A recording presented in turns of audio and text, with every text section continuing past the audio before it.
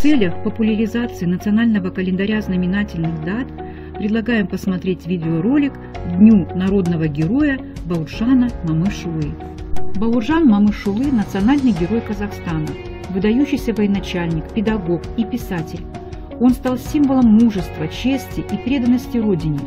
Мамышулы сыграл важную роль в Великой Отечественной войне, а также оказал влияние на культурное и военное развитие Казахстана в послевоенные годы. Он прославился благодаря своему командному таланту, мужеству и стойкости, а также литературному наследию, которое оставил после себя. Бауржан Мамышулы родился 24 декабря 1910 года в селе Койгелды, расположенном в Жамбылской области. Он был представителем крестьянской семьи, которая пережила все трудности, связанные с голодом и революцией. Рано потерял мать. Воспитание ребенка легло на плечи близких родственников. Еще в детстве Бауржан отличался умом и желанием учиться, несмотря на ограниченные возможности. Учился в школе в родном селе, позже поступил в сельхозтехникум. После окончания техникума поступил в военную школу, что и определило его дальнейшую судьбу.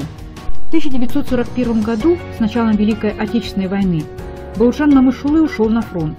Он был назначен командиром батальона 316-й стрелковой дивизии. Его подразделение участвовало в обороне Москвы, в частности в битве за Можайск. Мамышулы стал известен благодаря своему стратегическому мышлению и способности организовывать боевые действия в крайне тяжелых условиях. За проявленное мужество он стал одним из самых известных командиров, а также был удостоен нескольких орденов и медалей.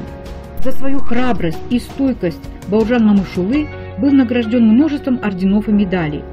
Среди них орден Отечественной войны первой степени, орден Красной Звезды, медаль за оборону Москвы. Он также был удостоен почетного звания Героя Советского Союза за выдающиеся услуги на фронте.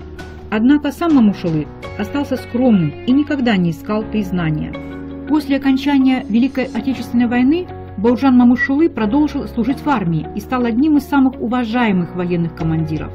Он был назначен на должность преподавателя в военно-учебных заведениях и играл ключевую роль в подготовке офицеров. В 1950-е годы он активно занимался восстановлением военных архивов и подготовкой новых командиров. Впоследствии Бауржан Мамышулы стал писателем. Его книги, в первую очередь «Песнь о степи», были очень популярны среди молодежи.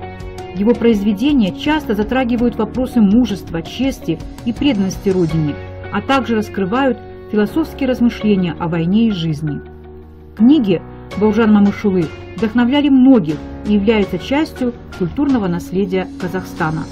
Наследие Бауржана Мамышулы живет не только в книгах, но и в военных традициях Казахстана.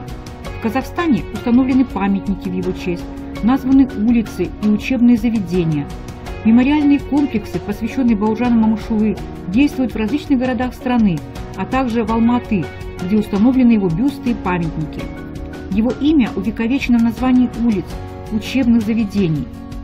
Он остается символом мужества и героизма для молодежи Казахстана.